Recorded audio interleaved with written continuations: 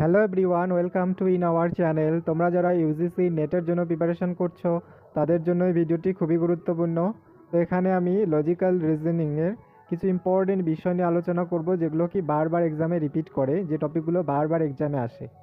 আর তোমরা যারা দিচ্ছ এক্সাম জানবে যে ম্যাথামেটিক্যাল রিজনিং আর কিন্তু লজিক্যাল রিজনিংয়ের 6টা প্লাস কোশ্চেন আসেই। তো খুবই গুরুত্বপূর্ণ, এটা রিভিশন ক্লাস। তো দিস ইজ অ্যাবাউট মি। চলুন ভিডিওটি শুরু করা যাক। তো এবারে আমরা লজিক্যাল রিজনিংয়ের যে ইম্পর্টেন্ট টপিক ওইগুলো সব কভার করবো এখানে। তো চলুন শুরু করা যাক। লজিক্যাল রিজনিংয়ে তোমরা দেখো, এটা কিন্তু খুবই ক্রিটিক্যাল একটা বিষয়। যাদের এইচএসে মানে 12-এ যারা পড়েছো তাদের তো অনেক সহজ মনে হবে, কিন্তু যাদের ছিল না তাদের কিন্তু অনেক কঠিন লাগে এটা। এখান থেকেও ম্যাথের মতোই কোশ্চেন আসে, 5টা মানে 5টা প্লাস 6টা 7টা এরকম আসে। তো লজিক্যাল রিজনিংয়ের প্রথমেই তোমরা দেখো, আমাদের 4টা প্রপোজিশন জানতে হবে, মানে বাংলা যেটাকে আমরা বচন বলি।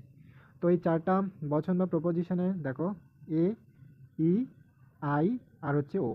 তো প্রথমত এদেরকে চিনবে কিভাবে? দেখো এ, এই অল, অল দিয়ে বোঝায় এ কে, আর নো দিয়ে হচ্ছে ই কে, আর সাম দিয়ে কি পজিটিভ সাম, সাম দিয়ে হচ্ছে I K, R some not সেটা হচ্ছে ও। প্রথমত এটা গেল, মানে তোমরা এই বচনগুলোকে চিনবে কিভাবে? তো যেখানে অল দেখবে জানবে সেটা হচ্ছে এ বচন, আর যেখানে নো সেটা হচ্ছে কি ই বচন।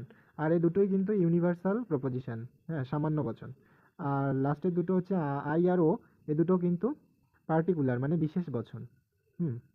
আর এখানে আমরা দেখো, এখানে দুটো পজিটিভ রয়েছে আবার দুটো নেগেটিভ। পজিটিভ পজিটিভ এখানে একটা কি বিশেষে রয়েছে, আর একটা কি মানে সামান্যে রয়েছে। যেমন এটা এ বচন পজিটিভ, আর এখানে দেখো আই বচন পজিটিভ। হুম। তো এক্সাম্পলেও দেখে নাও, দেখো এখানে দেওয়া আছে যেমন কি অল পলিটিশিয়ান আর লায়ার্স, সকল রাজনীতিবিদ মিথ্যুক বা মিথ্যাবাদী। যাই হোক, আহ, তারপর ই বচনে দেখো, এখানে দেওয়া আছে কি নো পলিটিশিয়ান আর লায়ার্স, মানে কোনো রাজনীতিবিদে মিথ্যুক নয়।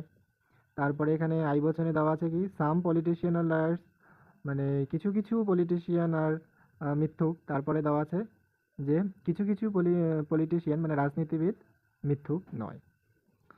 তো বোঝা গেল এখানে বচন, বচনের এক্সাম্পল। আর সাবজেক্ট প্রেডিকেট জানো তো, এখানে যেমন পলিটিশিয়ান এটা হচ্ছে সাবজেক্ট, আর লায়ার হচ্ছে, এটা হচ্ছে প্রেডিকেট।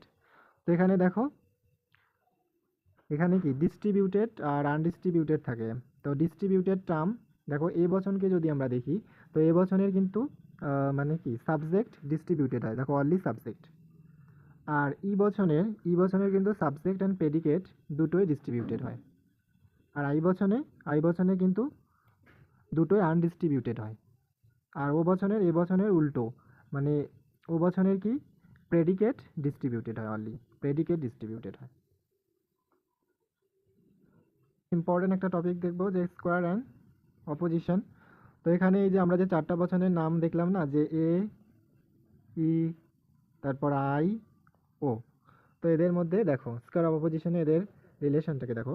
দেখো এ আর ই কে আমরা বলি কন্ট্রারি, হ্যাঁ। তারপর আই আর ওকে বলি সাব কন্ট্রারি। হুম। আর এখানে যখন আমরা দেখো এ আর ও এর মধ্যে কি কন্ট্রাডিকশন, আর আই আর ই এর মধ্যেও কন্ট্রাডিকশন। তারপর বেঁচে থাকলো কি এ আর আই এটাকে বলা হয় সাবঅল্টার্ন, আর ই আর ওকেও বলা হয় সাবঅল্টার্ন। তো এখান থেকে ট্রু ফলসের কোশ্চেন আসে। এখানে যদি তোমাদের বুঝতে অসুবিধা হচ্ছে, আমি একটা টেবিল দিয়ে দেবো, টেবিলটাকে কিভাবে মানে তৈরি করতে হয় পরীক্ষার রাফ খাতায় তোমরা বানিয়েও কোশ্চেন সলভ করতে পারবে। তো চলুন দেখা যাক। তো এই যে টেবিলটা, এই টেবিলটাকে কিভাবে মানে তোমরা ওখানে বানাবে বা বানিয়ে নেবে তাড়াতাড়ি, যাতে তোমরা কোন বচন সত্য হলে কোনটা মিথ্যা হবে সলভ করতে পারো সেই কোশ্চেনগুলো। তো প্রথমে দেখো, এই টেবিলটা বানানোর জন্য তোমরা এই যে এইরকম ছক বানিয়ে নেবে। হ্যাঁ, এদিকে দেখো 4টা বক্স হবে, হ্যাঁ, আর এইদিকে 5টা, না এইদিকেও, হ্যাঁ এইদিকে না, এইদিকে 4টা হবে আর এইদিকে 5টা। হুম। তো এইভাবে বানিয়ে নেবে 5টা। তো তারপর বানানোর পরে দেখতে পাচ্ছ যে এই দিক থেকে ধরো, এখানে আগে লিখবে কি এ, ই, আই আর হচ্ছে ও, প্রথম ঘরে লিখলে। তো লেখার পরে বাকি থাকলো এই যে 4টা করে বক্স। তো এই দিক থেকে এর নিচ থেকে দেখবে এই কোনাকুনি লিখবে টি মানে ট্রু। দেখো এই দিকে এই দিক থেকে গেছে, এখানে টি টি টি লিখবে। তারপর ও, ও এর নিচ থেকে এই দিকে একদম এর কোণা এইদিকে লিখবে সোজাসুজি এই কোণে মানে এফ মানে ফলস। তারপরে বাকি থাকবে দেখো এই ঘরটা এই ঘরটা, তো এখানে লিখবে ছোট হাতের মানে স্মল লেটারের এফ, এখানে স্মল লেটারের টি। আগে কিন্তু আগেরগুলো সব ক্যাপিটাল লেটারে এইদিকে কোনাকুনিতে লিখবে, দেখতে পাচ্ছ। আর এখানেও বাকি যে ঘর রয়েছে এখানেও স্মল লেটারের এফ, এখানেও স্মল লেটারের টি মানে ফলস ট্রু। আর বাকি নিচের যে চারটা ঘর থাকবে সেখানে আনডিটারমাইন্ড মানে ইউডি ইউডি ইউডি ইউডি লিখলে। তো ধরবে কি করে? দেখুন যদি কোশ্চেনে চাইছে যে এ বচন সত্য হলে বাকি ই বা আই বা ও কি হতে পারে, তখন দেখো এই এ বচনের ক্যাপিটাল যে টি এটাকে ধরবে।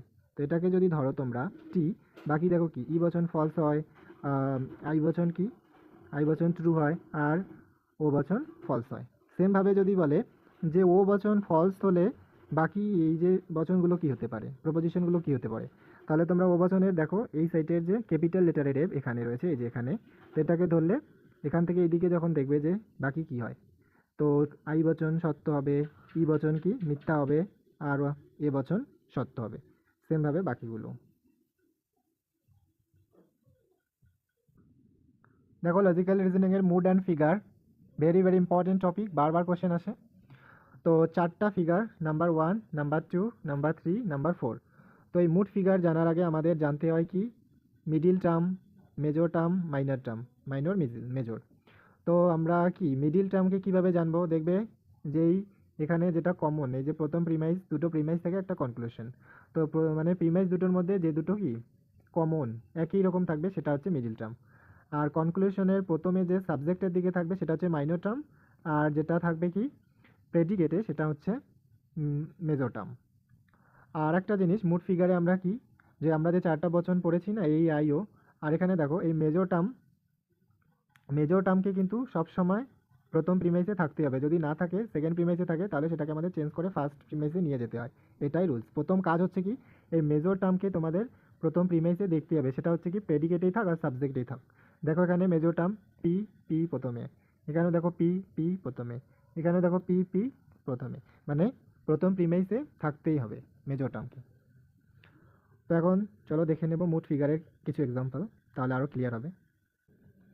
যে প্রথম কাজ হচ্ছে কি আমাদের এখানে যে মেজর টার্ম মানে কনক্লুশনের অল কিউ আর পি দেওয়া আছে, এখানে পি কি আছে প্রথম প্রিমাইসে দেখো, হ্যাঁ আছে অল এস আর পি, তাহলে ঠিক আছে আমাদের সাজাইতে হবে না। এই যে মানে এই যে বচনটা অল এস আর পি যদি দ্বিতীয়তে থাকতো মানে দ্বিতীয় প্রিমাইসে থাকতো না, তাহলে আমাদের এই এটাকে আবার এখানে নিয়ে যেতে হতো ফার্স্টে, মানে ফার্স্ট প্রিমাইসে থাকতেই হবে কি মেজর টার্ম, সে সাবজেক্টে হোক আর প্রেডিকেটে হোক এখানে থাকতেই হবে। তো হয়ে গেল।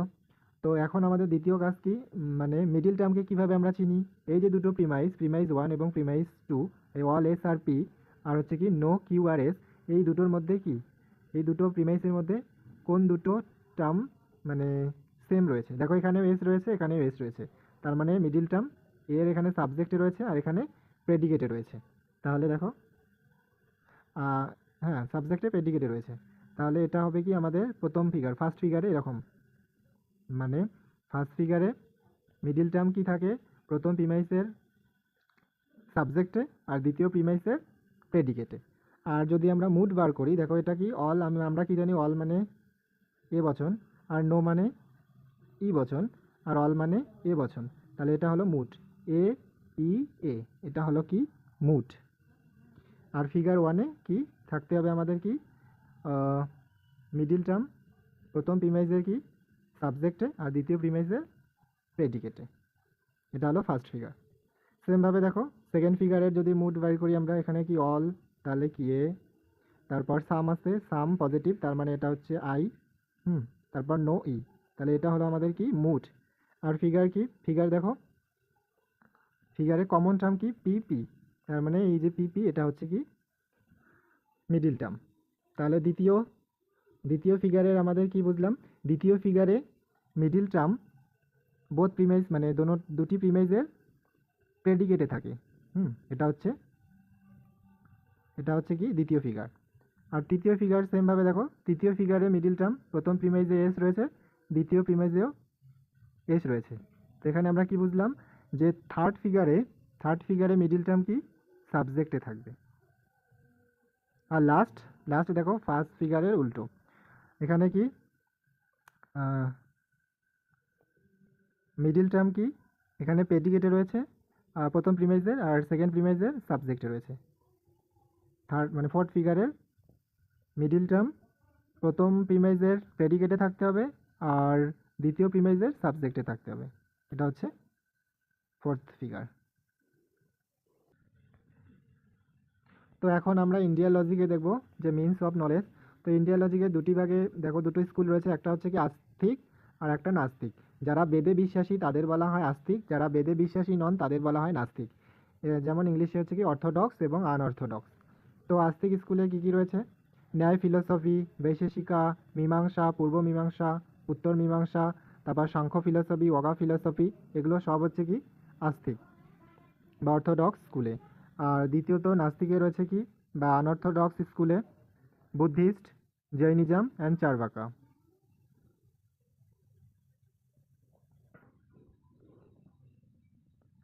দেখো টাইপস অফ প্রমা বা প্রমাণা, এই টাইপস অফ প্রমাণ 6 টাইপস রয়েছে কি প্রত্যক্ষ, অনুমান, শব্দ, হচ্ছে কি উপমা, অর্থবর্তী আর অনুপলব্ধি। তো দেখো প্রত্যক্ষ বলতে মানে আমরা যখন সেন্স অর্গানসের মাধ্যমে যে জ্ঞান লাভ করি বা বিশ্বাস করি সেটা হচ্ছে প্রত্যক্ষ। অনুমান মানে হচ্ছে আফটার মানে নলেজ, মানে আগে থেকেই ছিল, তার ভিত্তিতে যে আমরা মানে সেই নলেজ আমাদের সেই জ্ঞান আগে থেকেই ছিল, তার ভিত্তিতে আমরা যেটা বলি বা যেটা দেখি যে জ্ঞান পাই সে হচ্ছে কি অনুমান। শব্দ হচ্ছে কি, শব্দ হচ্ছে ভার্বাল টেস্টিমনি, মানে শব্দ কোনো বিশ্বাসী ব্যক্তি, কোনো বিশ্বাসী লোক যে কথা বলেছে, শব্দ মানে শব্দের ভিত্তিতে সেটা যে আমরা বিশ্বাস করি, সেই শব্দ বা ওয়ার্ড যে আমরা বিশ্বাস করি সেটা হচ্ছে শব্দ। আর উপমা হচ্ছে কম্পারিজন বা অ্যানালগ, আমরা যেখানে কম্পেয়ার করি, তুলনা করি, সেটা হচ্ছে উপমা। আর অর্থপতি হচ্ছে কি অ্যাজুম করি আমরা, যেমন কি কেউ না পড়েই আমরা বলে দিই না যে ও না পড়েই দিনে তো কোনো দিনও পড়তে দেখি না কিন্তু ভালো নম্বর পেয়ে যায় পরীক্ষাতে, কিন্তু সে এমন হতে পারে, তাহলে আমরা অনুমান করছি সে দিনে পড়ে না, তার মানে ও চুপি চুপি রাতে অনেক রাত করে পড়াশোনা করে, সেটা হচ্ছে অর্থপতি। আর অনুপলব্ধি হচ্ছে অ্যাবসেন্স অফ নলেজ, মানে অ্যাবসেন্স অফ নলেজ কোথাও আমরা কি, যেমন কারো বাড়ি গেলাম, ধরো তুমি তোমার বন্ধুর বাড়ি গেলে, গিয়ে ডাকলে সে ঘরে মানে তার ঘর থেকে কোনো আওয়াজ পাচ্ছ না, সারা শব্দ পাচ্ছ না, তার মানে বুঝতে পারলে সে বাড়িতেই নেই, মানে অ্যাবসেন্স অফ নলেজ, সেটা হচ্ছে অনুপলব্ধি। তো এই ভিডিওটিতে তোমাদের যদি একটুও সাহায্য হয়ে থাকে তাহলে লাইক, কমেন্ট, শেয়ার করতে ভুলবে না। আর তোমরা যে ইউজিসি নেট বা WBSET-এর প্রিপারেশন নিচ্ছ, পেপার ওয়ানের কোথায় কোথায় সমস্যা হচ্ছে তোমরা কমেন্টে জানাতে পারো। ধন্যবাদ।